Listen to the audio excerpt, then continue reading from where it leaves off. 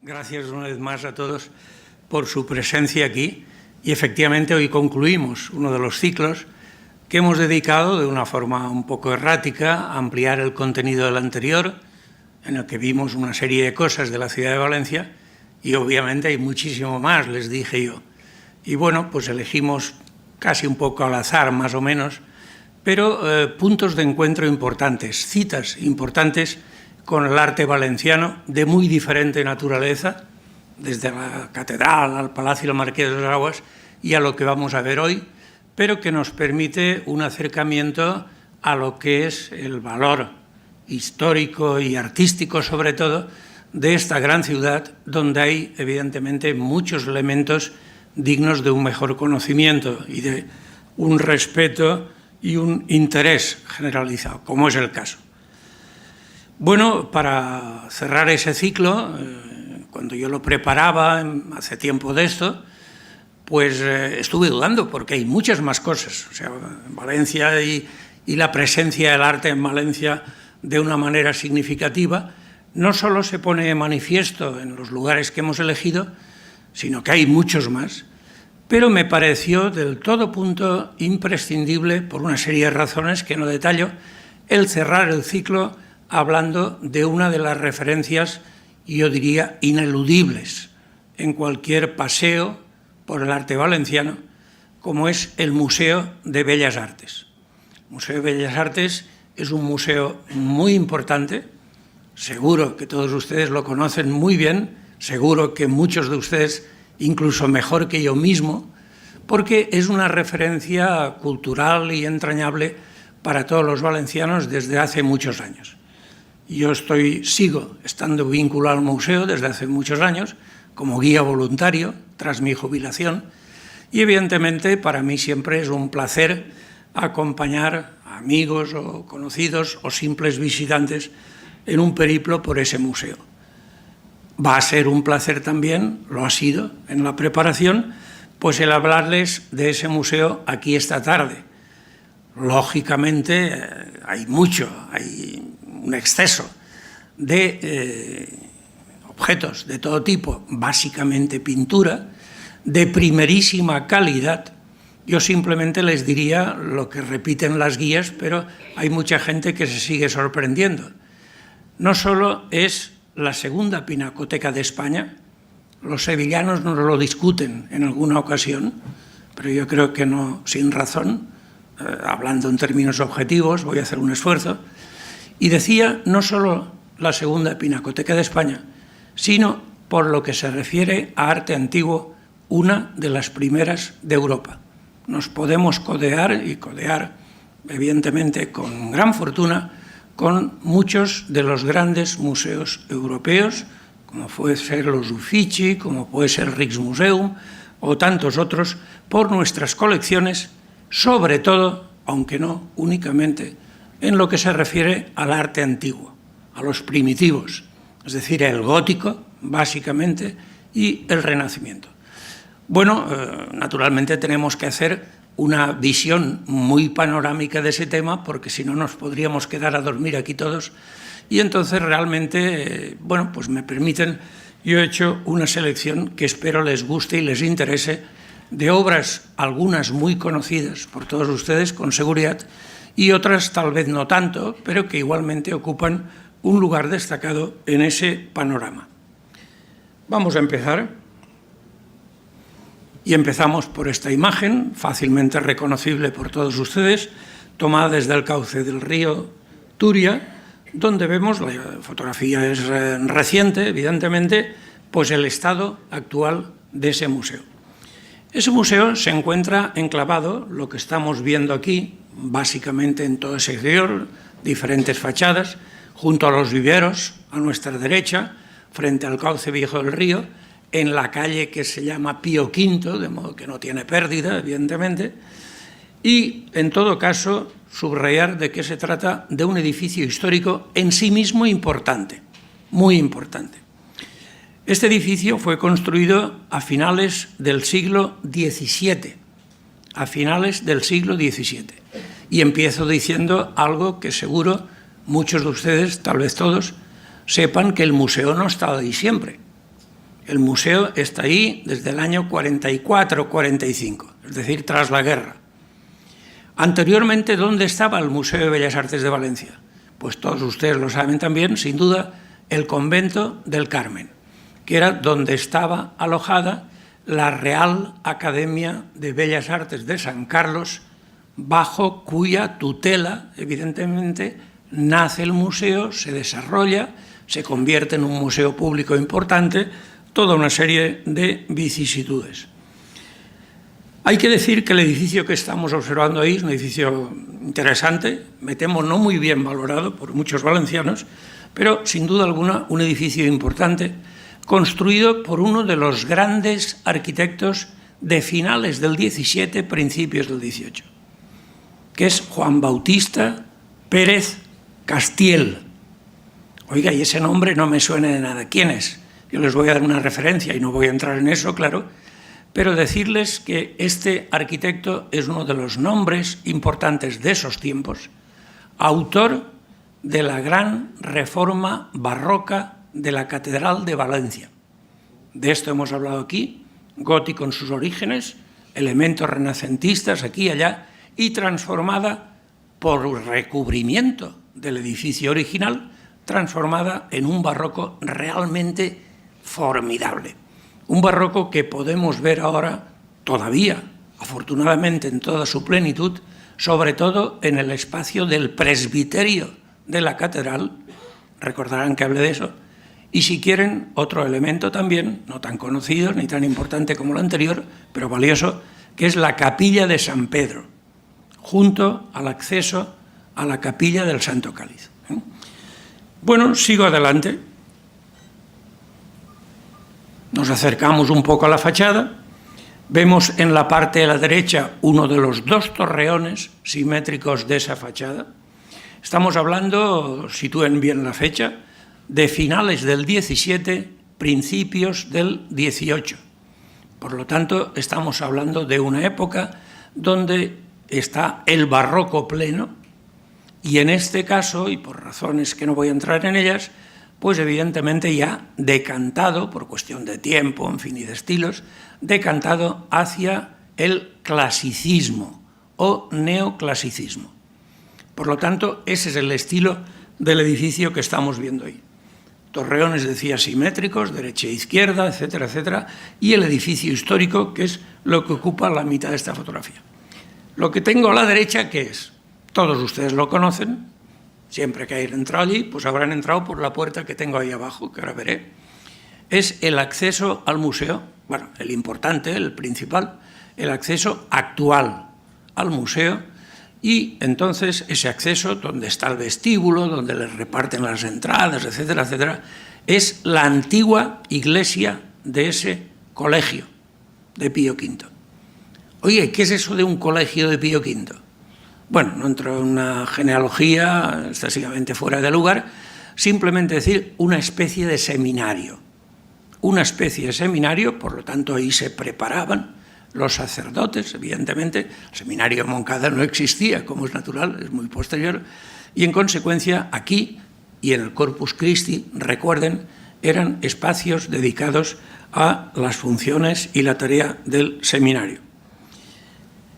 Si nos acercamos un poco más, esa puerta de entrada, pues ahí tienen ustedes un detalle muy ampliado, para que vean desde el punto de vista arquitectónico qué es lo que tenemos ahí.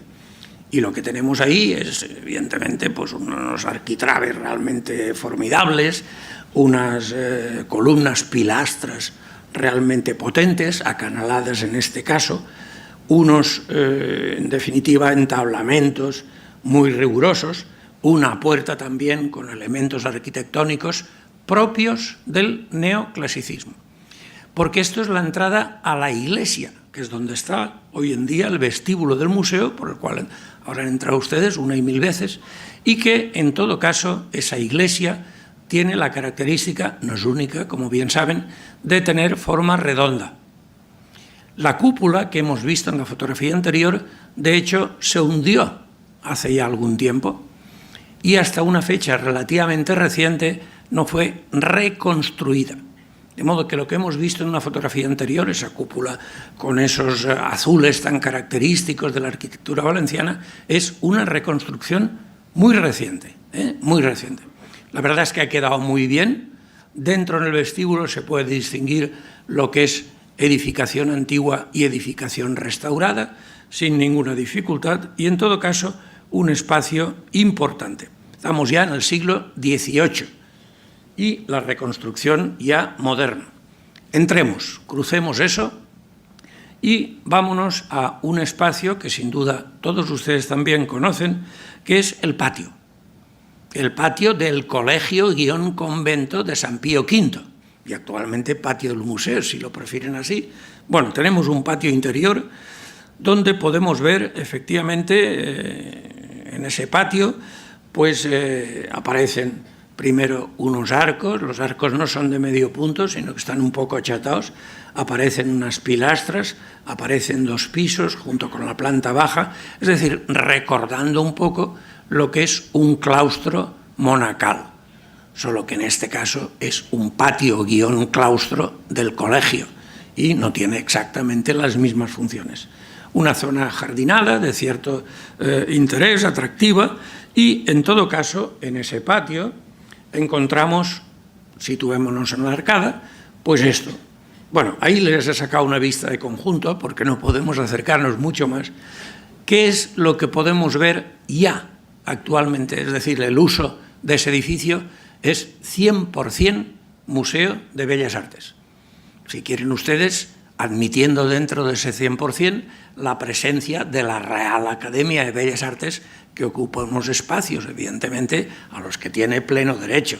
De modo que la cesión es de la Academia a nosotros y no viceversa, cuidado. Y ahí vemos una serie de piezas que algunos recordarán muy bien, donde tenemos algunas esculturas de tiempos pasados, pero sobre todo piezas de arqueología. No puedo entrar en muchos más detalles, pero piezas realmente interesantes. Veremos alguna a título de muestra. Esculturas y arqueología. Y las salas propiamente dichas, tal vez más familiares para todos ustedes, bueno, yo me quedo con esta. Y me quedo con esta por un motivo, porque prácticamente la vi construir y se inauguró estando ya yo incluido entre los guías del museo. La sala, una de las salas que hay, importantes, con una riqueza de contenidos realmente excepcional, la sala, dice mucha gente, primitivos valencianos. Bueno, lo que estamos viendo aquí, prácticamente en la planta baja, gótico, y por lo tanto con obras de primerísima categoría, algunas de las cuales revisaremos. Verán ustedes que en la primera planta aparecen otro tipo de obras, tal, es decir, ahí aparecen una gran cantidad de obras de épocas pasadas, y en el edificio antiguo, hasta ahora, que saben que ha sido remodelado todo en fecha reciente, de hecho sigue estando cerrado en este momento por obras de acondicionamiento, tenemos obras ya de tiempos posteriores, siglos XIX y XX básicamente. Sigamos adelante, una sala cogida un poco al azar. Hombre, al azar no tanto, yo no trabajo nunca al azar. Esta es la que conocemos como Sala de los Ribalta, porque básicamente, con alguna excepción últimamente, básicamente aparece ahí la obra de 2 de los grandes pintores valencianos, padre e hijo, Francisco y Juan Ribalta. Y hablaremos de eso. Sigamos adelante. Esta es una joya. Oiga, ¿y esto qué hace ahí? Esto, como saben muy bien, seguro todos, esto es el patio del Palacio del Embajador Vic.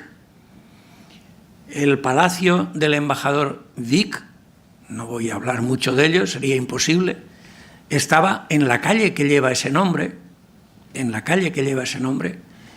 no lejos de aquí, por lo tanto, y a espaldas, para que lo sitúen, del Palacio del Marqués de Dos Aguas.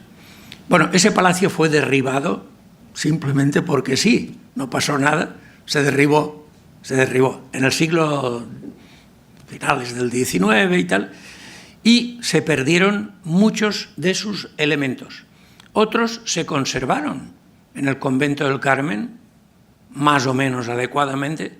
hasta que se tomó la decisión, en fecha relativamente reciente, y por qué no reunirlo todo y reconstruir, no todo el palacio, que era imposible porque se ha perdido, sino reconstruir el patio, que era de lejos el espacio más interesante de ese edificio.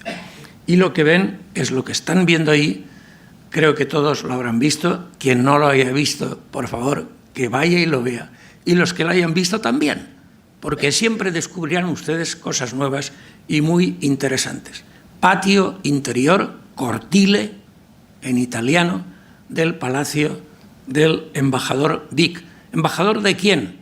Pues embajador de España, en tiempos de los Reyes Católicos, y realmente, ¿ante quién? Ante el Vaticano, nada más y nada menos, que era la embajada más importante. Claro, este hombre tenía un palacio en esa calle que acabo de citar, gótico, por supuesto, como tantos otros.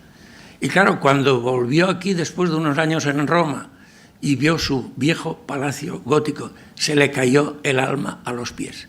¿Pero esto qué es? Yo no voy a vivir ahí. Total, derribó el palacio gótico y construyó un palacio renacentista de la mano de primeros arquitectos italianos. Se trata, por eso estoy dando algún detalle, de una de las obras adelantadas y más importantes de la Valencia antigua, un palacio renacentista, a partir del cual se introdujo en arquitectura, me refiero, se introdujo el estilo renacentista en otras edificaciones. Por ejemplo, en el Palau de la Generalitat. Eso está, si me permiten la licencia, que no es exactamente así, copiado del Palacio del Embajador Vic. De modo que hay ese precedente importante. Sigo adelante. Una de las piezas de arqueología que se conserva en ese patio que hemos visto anteriormente, allí, a cubierto de la lluvia, etc., esta pieza soberbia. ¿Qué es esto? Es lo que conocemos como León de Bocairente. Es una escultura íbera, siglo V antes de Cristo. De modo que estamos hablando de una pieza de 25 siglos de antigüedad y de una belleza realmente sorprendente. Salto otras muchas cosas, como es natural, damos un salto importante, nos vamos al interior del edificio y en uno de los accesos, junto con otras obras, claro, vemos esta escultura también, siglo XIII, por lo tanto gótico, una Virgen con el Niño, una gran ingenuidad, una gran sencillez, pero junto con eso una expresividad y, si quieren, incluso un atisbo de dinamismo realmente muy importante. Siglo XIII. ¿Hay más esculturas? Sí, claro que hay más, pero yo tengo que limitar mi tiempo también. Y dentro de esa selección, evidentemente, bueno, pues en función de mis propios intereses y que deseo transmitirles, pues yo me quedo con esto, que es una pieza muy sencillita. Oiga, ¿y esto qué es? Esto es una escultura que forma parte de un retablo que conocemos como retablo de la puridad. ¿Por qué cito esto? Porque es una gran obra. Retablo de pintura, claro, de pintura, de principios del Renacimiento. Pero lo más importante de ese retablo no es la pintura, que es importante, sino la escultura que constituye todo el entramado, que es realmente excepcional. Damián Forment, uno de los grandes escultores, por supuesto el primero del siglo XVI, valenciano. Hay muchas obras, pero sobre todo hay muchas obras fuera de Valencia. Les citaré una, como quien no quiere la cosa. El retablo de la Basílica del Pilar en Zaragoza es obra de Damián Forment. De modo que estamos ante uno de los grandes artistas valencianos. Les recuerdo que Zaragoza forma parte, junto con Valencia y otros territorios, de la Corona de Aragón. Sigo adelante. Hay muchas más cosas, muchas, imposibles de ver aquí ni de mencionar siquiera. Dibujos, miles, de dibujos que se exponen en contadas ocasiones por razones de conservación, y centenares, si no miles, de grabados de todas las épocas.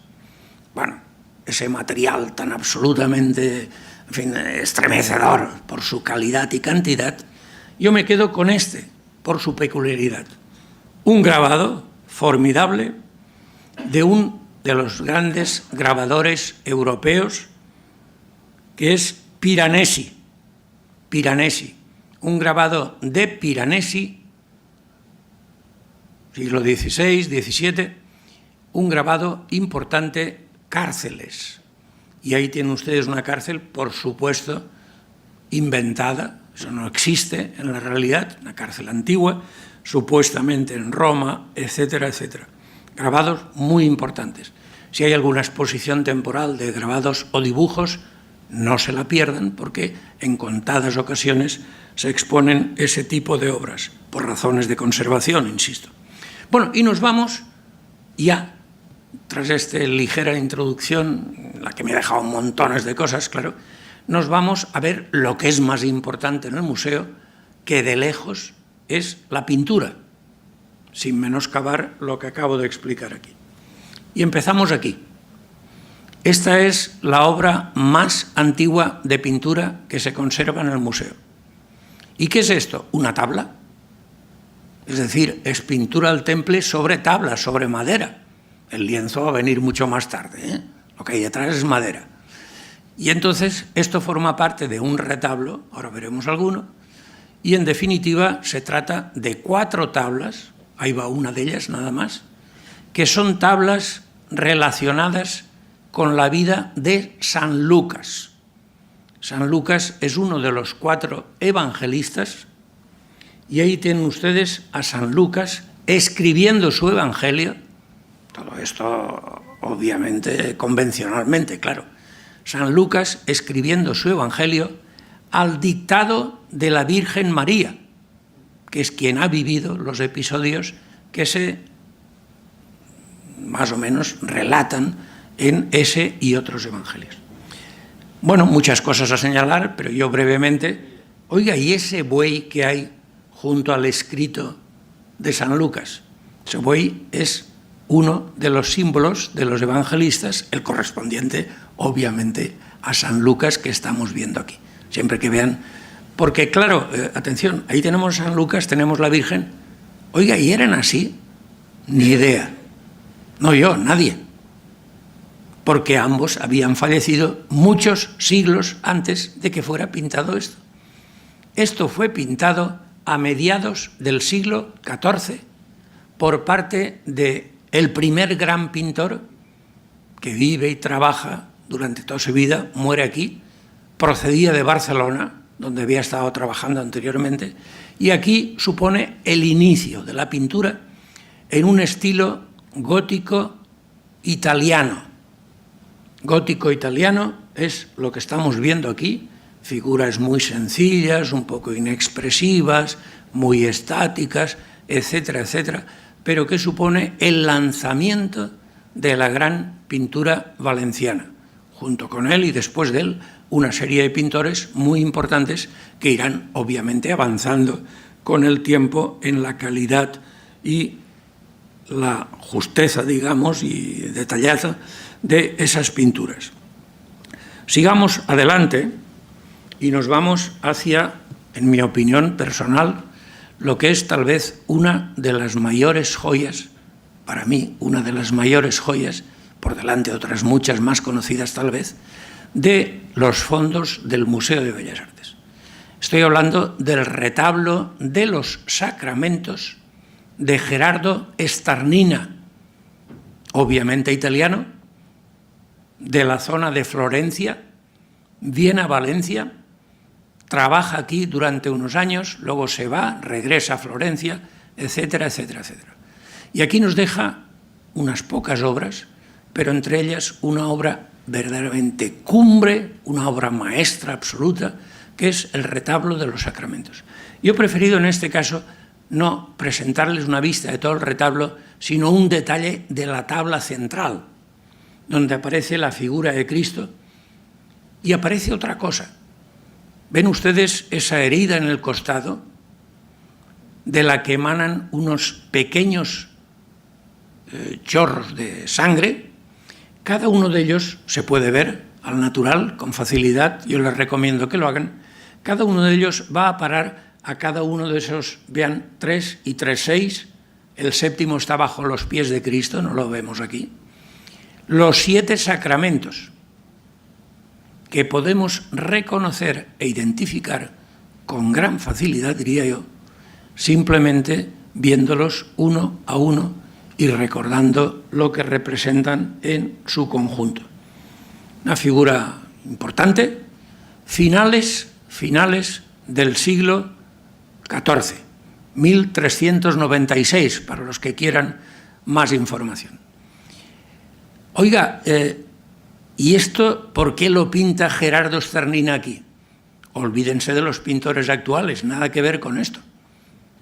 La consideración social de los pintores es súper baja, independientemente de su valía, atención. Y en este caso concreto, Gerardo Sternina pinta eso porque alguien le pide que pinte eso. ¿Y quién es ese alguien? Lo sabemos, claro, está documentado. Bonifacio Ferrer, un nombre que a muchos tal vez les resulte un tanto extraño, pero nada más y nada menos que hermano de San Vicente Ferrer. Por lo tanto, un personaje muy, muy importante que en un momento determinado se despide de su vida pública, que era una vida, repito, de primer nivel, e ingresa como cartujo en el monasterio de Portacelli. Y con ese motivo encarga a Gerardo Sternina, grandísimo pintor, que le pinte un retablo. Y con el retablo bajo el brazo, es un decir, se lo lleva a Portacelli. Y el retablo en cuestión permanece en Portacelli siglos, hasta que llega la desamortización de Mendizábal, 1835, y ese retablo y otras muchas obras vienen al Museo de Bellas Artes de Valencia, que desde entonces lo conserva y lo cuida. Un retablo completo, formidable, pero yo me quedo con el anterior. Un retablo formidable, en este caso el retablo de la Santa Cruz, autor Miguel Alcañiz, uno de los grandes de la pintura. ¿Qué pintura? Gótica, por supuesto. Hemos visto gótico italiano en el primer caso. El de Gerardo Sternina es la primera obra del gótico internacional. Oiga, ¿y qué es eso? Pues eso es el gótico italiano con influencias de Centro Europa. Y punto. Por lo tanto, una pintura más evolucionada en muchos aspectos y una obra realmente formidable, este retablo de la Santa Cruz. Observen una crucifixión, la figura de Cristo, acompañado en este caso, no en el anterior, por los 2 ladrones, la Virgen vestida de negro a sus pies, en fin, otras mujeres que le acompañan, etcétera, etcétera, y otra serie de tablas alusivas a diferentes episodios. Más retablo, realmente formidable, formidable. Observarán un huequecito ahí abajo. Se ha perdido la tabla y nunca más se supo. No sabemos si ha desaparecido, si está en una colección privada bajo llave o donde esté, pero eso nunca se ha conocido. Por lo tanto, un retablo con esa pequeña ausencia. ¿Y quién es el autor de este retablo? Pues, aunque pueda ser sorprendente, porque la calidad es verdaderamente tremenda, anónimo. No lo sabemos. No sabemos. Oiga, ¿y cómo lo saben ustedes? Pues miren, porque en esta época de la que estamos hablando, los pintores no firmaban sus obras, nadie. Y a veces pues hay un documento que dice, pues fulano de tal encarga pues tal o cual obra a este o el otro pintor, pero a veces se la encarga un pintor y la pinta otro, que esto también es frecuente. De modo que es un panorama realmente muy complejo para los especialistas. Retablo de los gozos de la Virgen, por lo tanto, escenas de la vida de la Virgen y de Jesús, de autor anónimo. Estamos en el gótico internacional, primera mitad del siglo XV, que es el siglo de oro del arte y la cultura valenciana. No solo en pintura, sino en arquitectura, en escultura, en letras. Sor Isabel de Villena escribió su obra en este tiempo, de modo que realmente la pintura valenciana en particular alcanza unas cotas increíbles. Valencia es una ciudad muy importante, y eso explica por qué tantos y tan buenos pintores trabajan aquí. ¿Qué quiere esto decir? Quiere esto decir que Valencia es la ciudad más importante, llamémosle España, entonces tenía otros nombres, la ciudad más importante de España a la par de Granada, que seguía siendo musulmana, cuidado, y una de las grandes ciudades europeas. De aquí sale Alfonso el Magnánimo, conquista media Italia, prácticamente, y convierte a Valencia pues, en una ciudad realmente tremenda. Tenía 75.000 habitantes, que es mucho tener en esa época. Sigo adelante. Y sigo adelante con una obra, oiga, muy chiquitina, muy pequeña, pero realmente una obra preciosa, preciosa. Autor Gonzalo Peris. Seguimos en el gótico internacional y vemos ahí una tabla bifronte.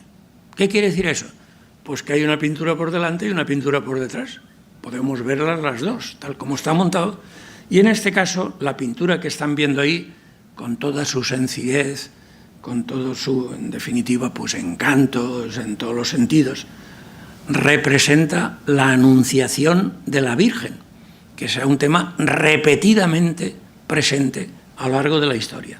Vean al Arcángel San Gabriel, vean la Virgen María, vean a Dios Padre en el ángulo izquierdo de arriba, vean la paloma, el Espíritu Santo, y vean incluso la figura del niño Jesús que aparece también volando en dirección a la Virgen. ¿No? Que una obra realmente preciosa en todos los sentidos. Bueno, damos un nuevo paso para que vean que las cosas han cambiado mucho. Otra anunciación, nada que ver con la anterior. Claro, estamos lejísimos de ella ya. En este caso, nada más y nada menos que la anunciación de Jacomart. Antes hablábamos de gótico internacional, ahora hablamos de gótico flamenco. Por lo tanto, lo que era el gótico internacional, enriquecido por las aportaciones del norte de Europa, oiga, Van der Weyden, en fin, quiero decir, hay un largo etcétera, y por lo tanto, ya con una pintura muy, muy avanzada, una especie de renacimiento, si quieren ustedes, dentro del marco del gótico, realmente muy importante, muy importante. Jacomart es un autor lleno de polémica, en la que por supuesto no voy a entrar aquí, y con él trabajó, y trabajó mucho en su propio taller, y terminó algunas de las obras empleadas por el primero, las terminó su discípulo, Joan Reixac, origen catalán, pero viene a Valencia. Oye, ¿y por qué viene a Valencia? Pues viene a Valencia por un motivo muy fácil de entender, porque Barcelona estaba en un declive importante ya y Valencia ni les cuento. Entonces viene aquí pues buscando que aquí tendré mejor trabajo y mejor pagado. Viene, en definitiva, Joan Reixac, realiza una gran cantidad de obras, vive toda su vida en Valencia, evidentemente, muere aquí, y realiza una cantidad de obras portentosas, de las cuales una pequeña muestra, no más, es este tránsito de la Virgen. ¿Tránsito qué es? Bueno, es una forma de decir muerte de la Virgen, conforme aparece la Virgen muerta ahí, todas las personas que rodean su lecho de muerte son los apóstoles, Jesús está ya en el espacio celestial, la Virgen murió bastante más tarde, como todos saben bien, y ven esa figurita blanca. ¿Qué es eso? El alma de la Virgen, pónganle todas las comillas que quieran, que sale del cuerpo sin vida de esta y es recibido en los cielos por Jesús. Oiga, ¿y cómo sabe usted que es Jesús? Pues mire usted, porque lleva un nimbo dorado. Yo no sé la cara que tenía Jesús, ni nadie, pero en definitiva lleva un nimbo dorado, ese nimbo es crucífero, de modo que indiscutiblemente para todo el mundo es Jesús. En todo caso, una historia de una obra de ese gótico flamenco del que Joan Reixac fue un cultivador realmente muy importante. Vean ustedes esa obra, cierren los ojos y ábranlos ahora. Esto fue pintado prácticamente en la misma época. Oiga, es que no se parece en nada. ¿Qué me está diciendo? Claro que no. La obra anterior es una de las obras del gótico flamenco y lo que están viendo ahora es una obra clara y rotundamente renacentista, aunque se llevan pocos años, pero el Renacimiento va adelantado en Italia. Lo que pasa es que el autor de esta obra estaba en Valencia y la obra la tenemos en el museo y para mí otra de las grandes joyas del museo. Su autor, Paolo de San Leocadio, una virgen con los niños, Jesús sobre el regazo de la Virgen, San Juan Bautista, Juanito, simplemente a sus pies, vestido ya con su vestimenta más o menos característico. Oiga, y Paolo de San Leocadio, ¿por qué lo consideran un pintor valenciano? Hombre, porque trabajó aquí mucho tiempo y nos dejó muchas obras. ¿Y cuáles obras? No voy a mencionarlas, pero sí una que seguro todos conocen muy bien. Los ángeles músicos en el presbiterio de la Catedral de Valencia. Recientemente, en unos pocos años, descubierto, restaurado, etcétera, donde antes existía un recubrimiento barroco. Oiga, quitamos el recubrimiento barroco y sale esa maravilla que son los 8 paneles de ángeles músicos, pintura al fresco en este caso. Atención, porque, oiga, ¿y por qué viene aquí Pablo San Leocadio? Porque Valencia es muy importante, sí, todos los que ustedes quieran, pero en ese trazo concreto viene a Valencia de la mano de Rodrigo de Borja, que fue efectivamente obispo, arzobispo de la Catedral de Valencia y posteriormente papa, y trae a uno de los grandes pintores, que es Paolo de San Leocadio, con una obra importantísima, hay mucha obra de ello, pues que les diré, desde los Uffizi, pasando por el Metropolitán y un largo etcétera, y viene a Valencia y trabaja en Valencia durante bastantes años, en definitiva, y nos deja unas obras formidables, de las cuales, por una serie de acontecimientos, tenemos esta Virgen. Ven ustedes que las cosas han cambiado, pero que muchísimo. No entro en detalles, claro, pero vean ustedes la importancia que se concede aquí al paisaje. Hombre, esto es importantísimo, claro. Es importantísimo porque eso confiere una verosimilitud y una perspectiva realmente trascendentales en la historia de la pintura. Hay otros introductores del Renacimiento en Valencia. Muy entre paréntesis, para que sepamos todos de qué estamos hablando y valoremos lo que tenemos, el Renacimiento nace en Italia, como ustedes saben muy bien, básicamente en Florencia, no exclusivamente, pero básicamente, y se difunde desde ahí a toda Europa. Estamos hablando, oiga, pues no lo sé, estamos hablando, por ejemplo, pues de, ¿qué les diré? Bueno, por supuesto de Rafael, por supuesto de Miguel Ángel, por supuesto, etcétera, etcétera, y de una larga lista en la que no entro, y viene a Valencia. Y desde aquí se expande hacia Castilla y hacia Andalucía. De modo que mucho cuidado con eso. La pintura renacentista va a ser muy importante, nadie lo pone en duda, en esas zonas, en otras no tanto, claro, pero entra en España por Valencia. No viene por tierra y se van dando, no, viene a Valencia, que era la ciudad importante previa al descubrimiento, en definitiva, en estas tierras. En todo caso, lo que estamos viendo aquí es la obra de otro de los introductores de la estética renacentista, muy importante, Rodrigo de Osona. Rodrigo de Osona. En este caso, una piedad al pie de la cruz. Nada que ver, por ejemplo, con las primeras imágenes del crucificado que hemos visto aquí esta tarde. Nada que ver. Rotunda y diferente en absoluto. Ven ustedes que los nimbos dorados desaparecieron ya. No me hacen falta. Ya sé quién es quién, claro, ya voy aprendiendo. Si acaso un tenue colarín, en definitiva, anillo sobre las cabezas de los santos o santas. Presencia realmente potente de todo lo que es el paisaje exterior. Montes en la lejanía, árboles, rocas, arquitecturas, castillos, palacios, y todo ello, repito, en nombre de una gran naturalidad.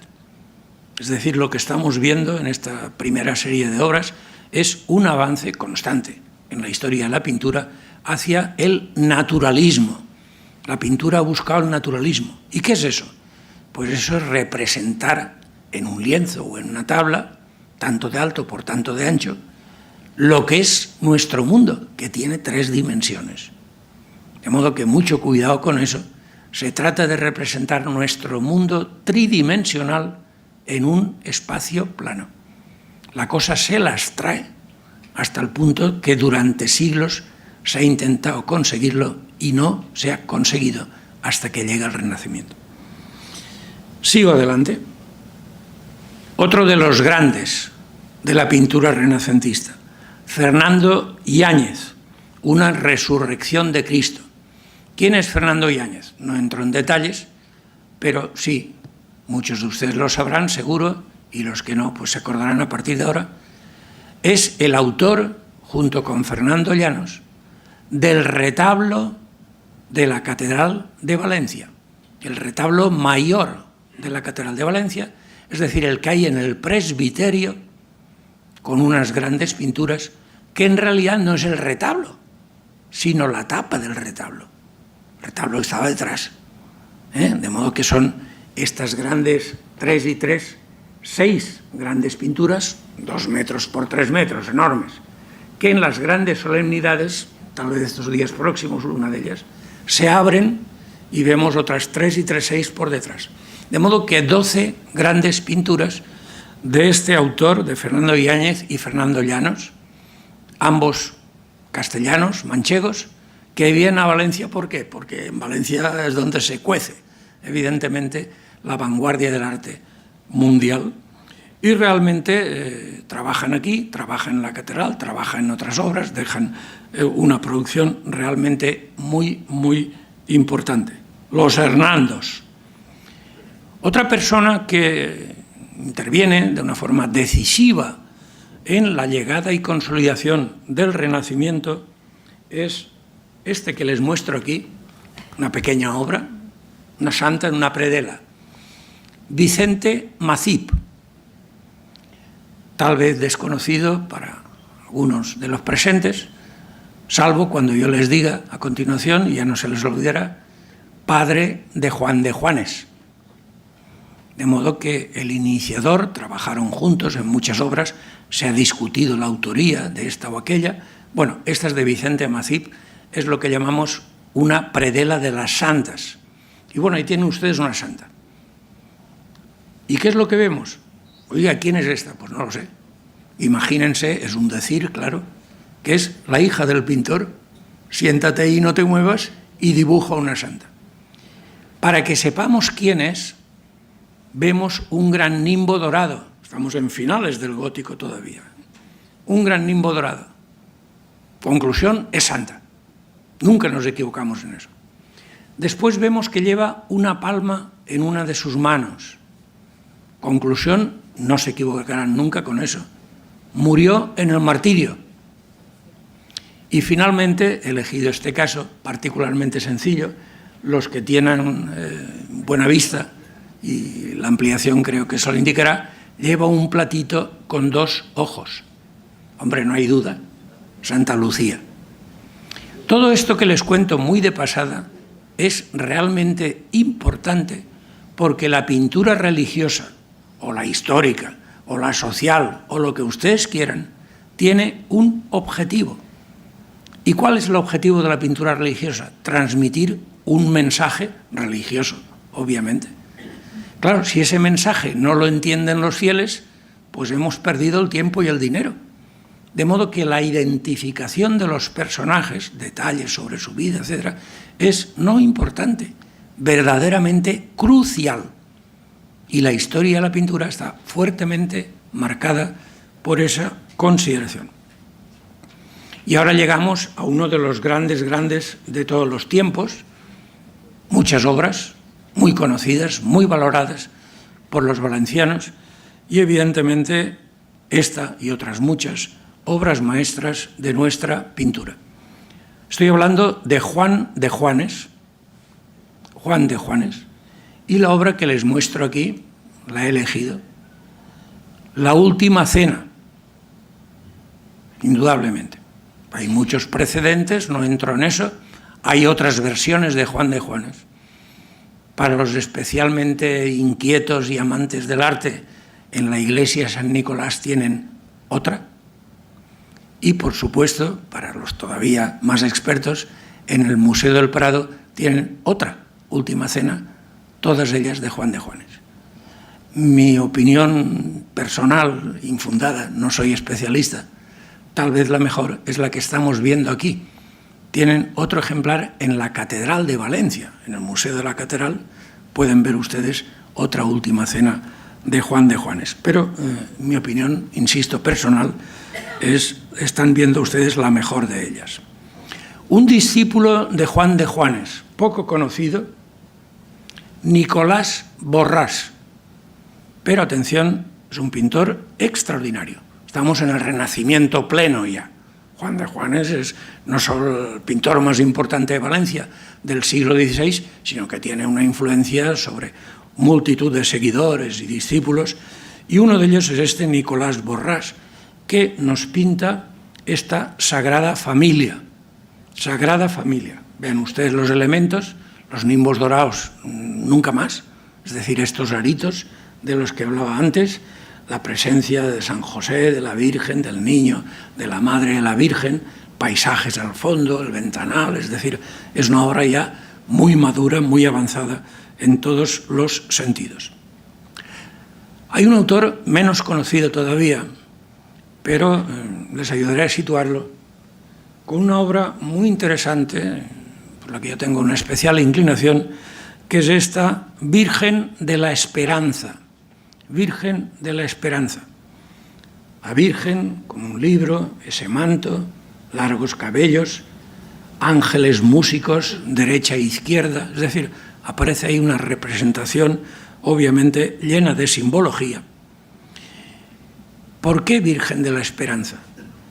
Vean ustedes que la Virgen está embarazada en esta obra, obviamente de Jesús, y en consecuencia es el momento que elige ese pintor para representar esta obra bellísima, con una gradación de luz y color realmente importante.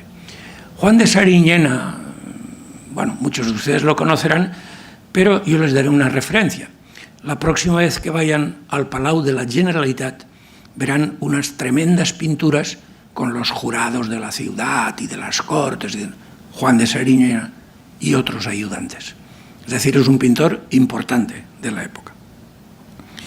Y seguimos dando un paso más dentro de los fondos del museo, que son valiosísimos, como estamos viendo, con una obra fácilmente reconocible por todos, por lo que respecta a su autor, que es este San Juan Bautista del Greco. Es la única obra del Greco que tenemos en el museo. En el Colegio del Patriarca hay otra, por cierto, que están contadas, muchas en el Prado, muchas más en Toledo, etcétera, etcétera, ya lo saben ustedes bien. Y de una época ligeramente posterior, el Renacimiento se está acabando y está entrando ya lo que vendrá después, que es el Barroco,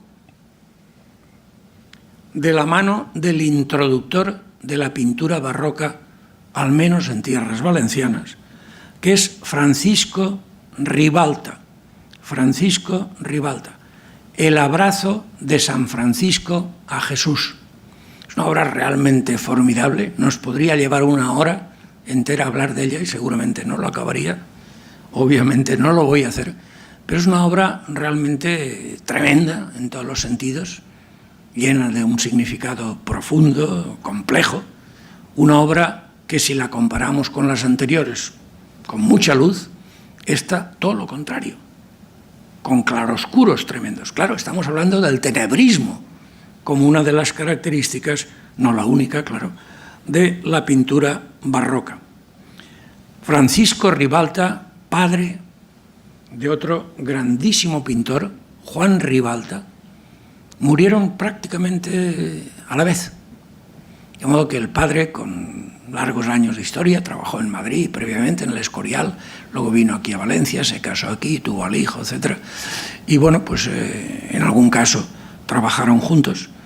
Y en particular trabajaron juntos, junto con algún ayudante más, en un retablo para el monasterio de Portaceli, que hemos visto en una imagen al principio.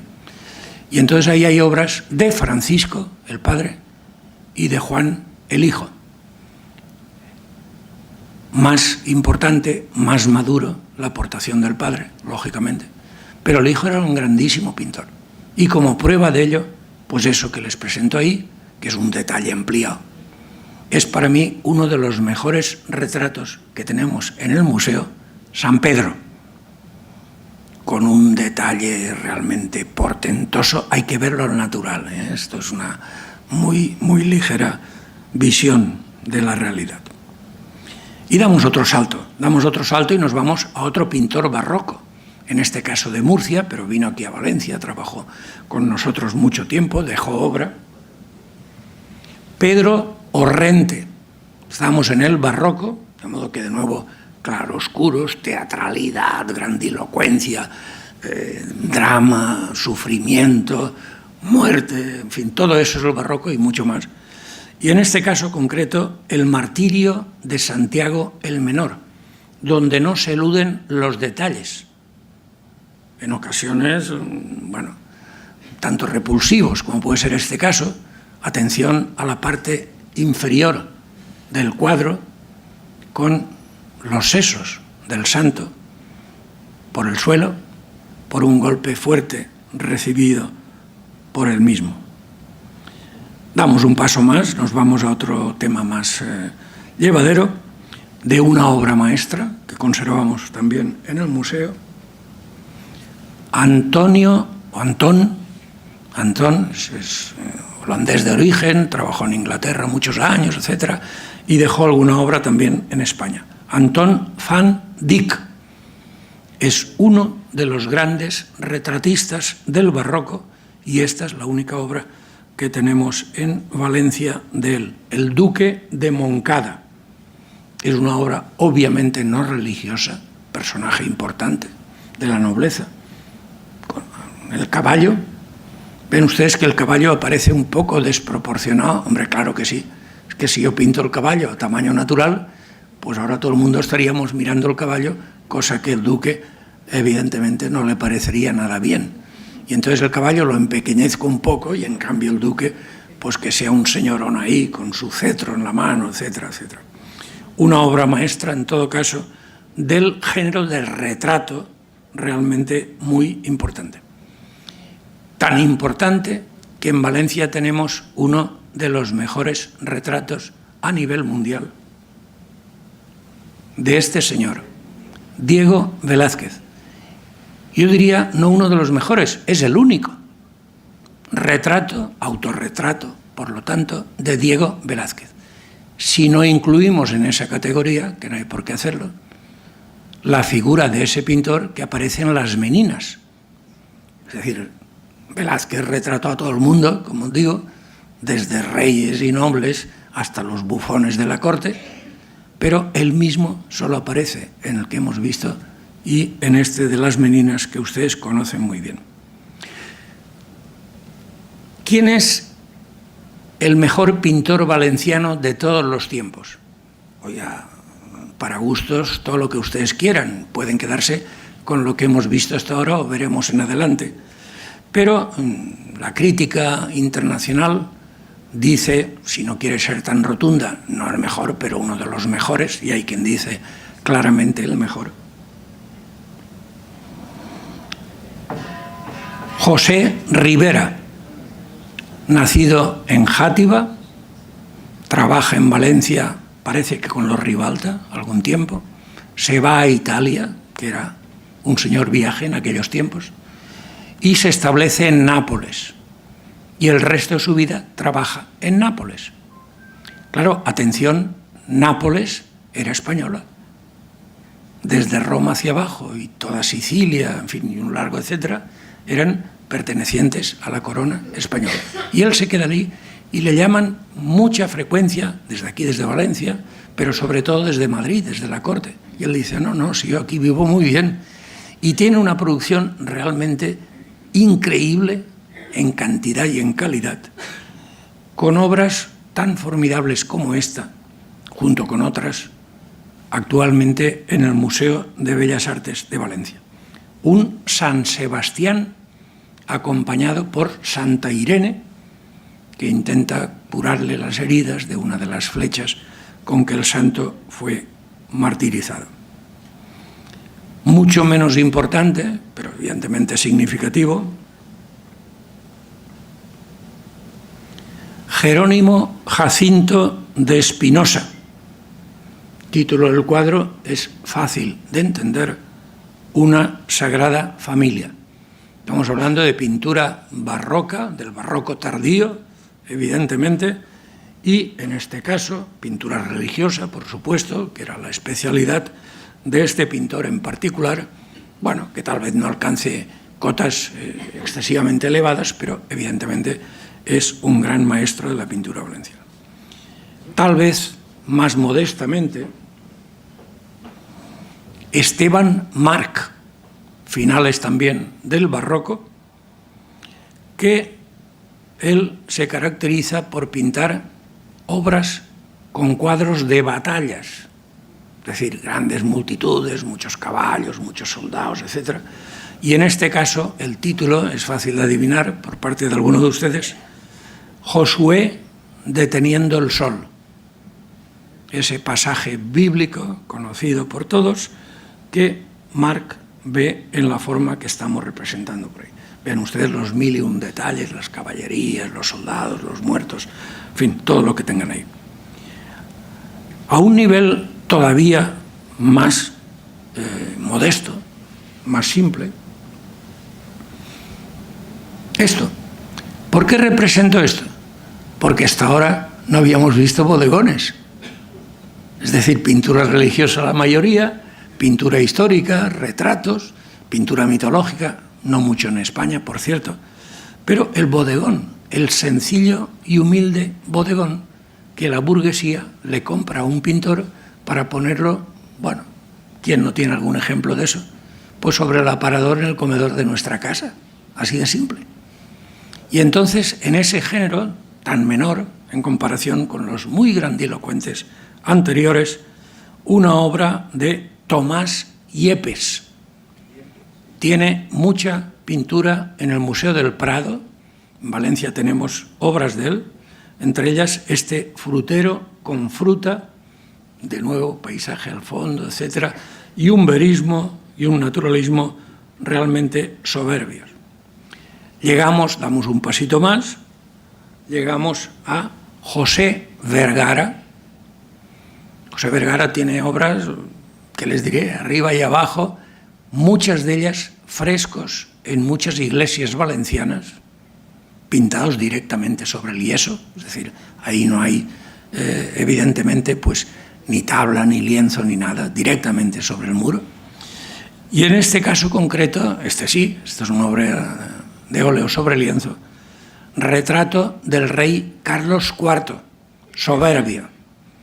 José Vergara tiene el dato añadido que es uno de los fundadores, acompañados por otros que no mencionaré, de la Real Academia de Bellas Artes de San Carlos, de la que emana pues evidentemente de una forma u otra, pero el museo nace ahí de la mano de la Real Academia. ¿Cómo no? Una mención a uno de nuestros grandes pintores de todas las épocas, Francisco de Goya. Tenemos varias obras en el museo.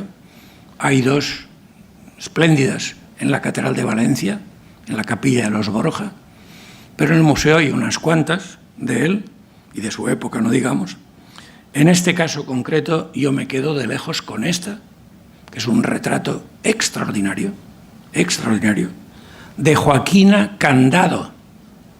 Joaquina Candado es, bueno, sirviente, ama de llaves de Goya, lo cuidó durante muchos años de su vida y bueno, el retrato es soberbio, hay que verlo al natural, como es natural, y aceptar ahí pues una serie de consideraciones. Ven ustedes el perrito, que a todo el mundo le llama la atención y a veces pues, alguien me preguntaba, oiga, el perrito, qué bien está. Sí, está muy bien, pero el perrito no es solo un perrito, ¿eh? Nada en pintura es casualidad. El perrito simboliza la fidelidad y está puesto ahí para dejar a los que vemos esa obra mucho tiempo después de que fuera pintada la mención explícita de que esta mujer le fue muy fiel al pintor Goya, cuidó de él en años duros y difíciles y en definitiva una forma de proclamarlo y de agradecerle es, junto a ese soberbio retrato, un perrito en sus pies. Sigamos adelante. Contemporáneo, un poco posterior a Goya, tenemos a Vicente López, un gran pintor valenciano con obra muy importante. Hay muchos lienzos de Vicente López y sus seguidores en el Museo de Bellas Artes, entre ellos cuadros soberbios, sin duda, este General Narváez. Hay que verlo al natural. Vean ustedes, junto o frente a la forma abocetada siempre de las obras de Goya, de muchas de ellas al menos, pues aquí el lujo de detalles, de vestimenta, de botas, de brillo, de condecoraciones, de la espada, del gorro, etc., son realmente extraordinarios. Es decir, estamos en una época posterior. Estamos en el academicismo. Goya fue un adelantado a su tiempo, como saben ustedes. Estudió en la academia, claro, pero rápidamente desarrolló su forma de pintar, muy peculiar, y es uno de los referentes de la pintura moderna por parte, entre otros, no solo, de los impresionistas franceses. Sigo adelante, y el salto va a ser todavía mayor, con esta obra de un pintor muy valenciano, tiene una calle dedicada, Muñoz de Grein. El museo tiene una colección fantástica de lienzos de Muñoz de Grein, tan fantástica que no se exponen todos, hay solo una parte, los otros están en el almacén, como sucede en todos los grandes museos. Hay otra muy buena colección de Muñoz de Grein en el Museo de Málaga, formidable. Muñoz de Grein trabajó allí durante mucho tiempo y ante su fallecimiento, pues parte a Valencia y parte a Málaga, que eran las dos ciudades que le habían acogido. Y ahora un salto importante también, vamos ya muy deprisa, claro. Una obra muy sencillita, un niño desnudito en este sillón, jugando con una pequeña bola. ¿Qué es esto? Es sobre todo una obra de uno de los grandes pintores modernos, le puedo llamar así, valencianos, como es Ignacio Pinazo, con una producción realmente increíble. Hay muy buena colección expuesta en el IBAM, de una donación que se hizo. Pero sobre todo, si no lo han hecho ya, yo les sugeriría, en el museo tenemos una muy buena colección de Pinazo, pero que vayan ustedes a Godella, a la Casa Museo de Pinazo, realmente espléndida en todos los sentidos. Juegos Icarios de Ignacio Pinazo. Y damos otro pequeño salto, y bueno, por acordarme de mi tierra, pues ahí tienen ustedes una obra del alcoyano Emilio Sala, que es otro de los referentes importantes de esta época, entre siglos, finales del XIX, tal. El retrato de Ana Colín. Tenemos varias obras de Emilio Sala en el museo y esta es tal vez una de las más impresionantes. Claro, buenos pintores valencianos en el XIX y principios del XX había un montón, un montón. Hemos hablado de Ignacio Pinazo. Sala trabajó en Madrid la mayor parte de su tiempo, pero bueno, es una figura clave dentro de la llamada así, Escuela Alcoyana. Y realmente, cuando hablamos de la Escuela Valenciana, una referencia obligada, claro, es José Benlliure. Costumbrismo, cuadros típicos, personajes valencianos. En este caso, el tío José de Villar. Villar, me refiero, Villar del Arzobispo, claro.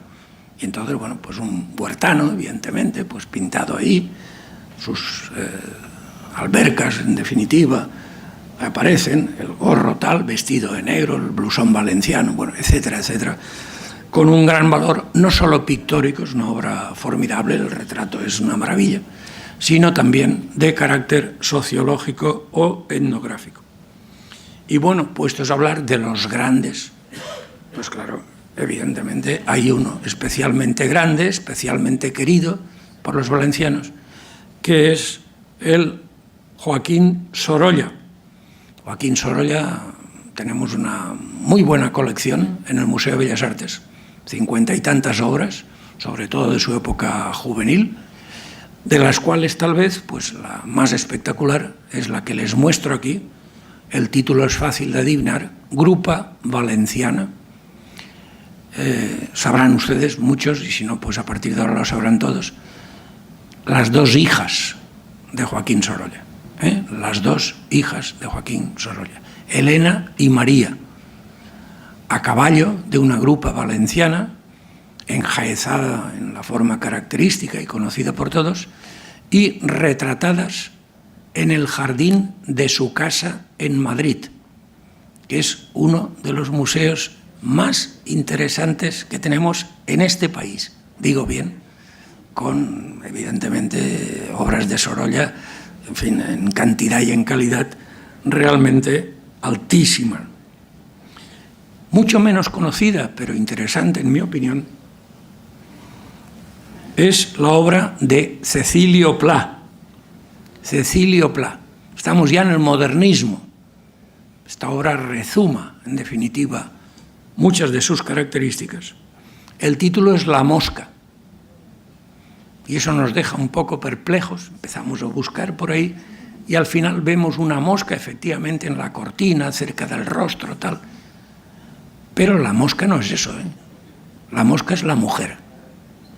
La mosca es la mujer, que descorre unas cortinas y, como decimos en Valencia, aguaita lo que está pasando en la otra habitación, con un cierto carácter pícaro, si quieren ustedes, y bueno, dejen volar la imaginación, pero la obra es muy sencilla, muy bonita, realmente vale la pena mencionarla. Hay un autor en las antípodas de esto, duro, muy duro, con una carga y un contenido social estremecedor en algún caso. Antonio Fillol. Antonio Fillol. Tenemos varias obras de él en el museo. Tal vez una de las más conocidas y simpáticas, podría decir, es La gloria del pueblo. La gloria del pueblo es este personaje con chistera que vuelve a su pueblo natal, en esa calesa, la ven ustedes detrás, que abraza a sus padres, que son estos dos ancianos que aparecen por ahí, y que todo el pueblo está la placa, el nombre, pero no existe, todo el pueblo acude a recibirlo como hijo muy predilecto y amigo de muchos. Y cuando digo todo el pueblo, nos costaría un poquito, pero es divertido hacerlo. En el original yo les sugiero que lo intenten. El alcalde, el maestro, el farmacéutico, el cura, bueno, que aparecen en ese grupo los niños, las huertanas que vienen de recoger alguna cosecha. Fantástica obra, fantástica obra. ¿De quién? De José Benlliure. Oiga, pero ya lo cita usted. No, es que este es el hijo. El otro era José Benlliure Gil y este es José Benlliure Ortiz, Pepino, entre ellos, que murió muy joven y que hubiera sido, sin duda, uno de los grandes de la pintura valenciana de principios de siglo. Saliendo de misa. Omito los comentarios porque la obra, bueno, la gente iba a misa con el catre, evidentemente, y si no, pues se quedaba de pie durante toda la misa. Y bueno, ahí pues probablemente un bautizo y aparece pues la gente tal y toda la gente que le esperan a la puerta, etcétera, para saludar a la comitiva. José Benlliure Ortiz. Y vamos a la modernidad ya. Tiene lugar la guerra, las vanguardias, las frustraciones de todo tipo. Una obra muy sencilla de uno de los grandes pintores de esa época, anteguerra, posguerra. Manuel Benedito. Manuel Benedito. En este caso, una pescadora, que es una obra muy sencilla, como ven, pero evidentemente preciosa. Hay muchos nombres, y yo, claro, no puedo ni siquiera mencionar los muy importantes, voy ya muy deprisa y acabando, pero una mención sí que me parece obligada, porque es uno de los grandes. Genaro Lahuerta. A Genaro Lahuerta, los que tenemos unos cuantos años, le hemos visto exposiciones en la Sala Mateu, aquí al ladito, como quien dice. Y bueno, es un pintor de la anteguerra importante, luego pasó lo que pasó, y este hombre siguió trabajando y es uno de los grandes valencianos de los años 40 y 50. Genaro Lahuerta, un paisaje alicantino, bueno, pues ya se ve perfectamente, soberbio en este sentido. Y ya para concluir, pintura moderna no puedo entrar porque sería imposible, pero una muestra sí, de un gran pintor, todavía vivo, amigo personal, tuve mucha relación, hace tiempo que no nos vemos, pero bueno, que es Juan Genovés. Juan Genovés, el autor de El Abrazo, que estos días, en un aniversario de la Constitución, pues ha salido la imagen en algún telediario. Juan Genovés. ¿Y por qué les presento este cuadro? Pues porque está en el Museo de Bellas Artes. Es una de las últimas entradas de obra en este museo.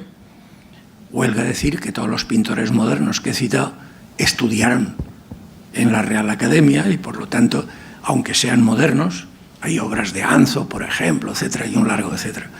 Y en este caso, esta obra fue adquirida por la Generalitat Valenciana, año, si no me falla la memoria, el 2002, y depositada en el Museo de Bellas Artes, donde se convierte en una de las últimas adquisiciones. Muchas gracias a todos.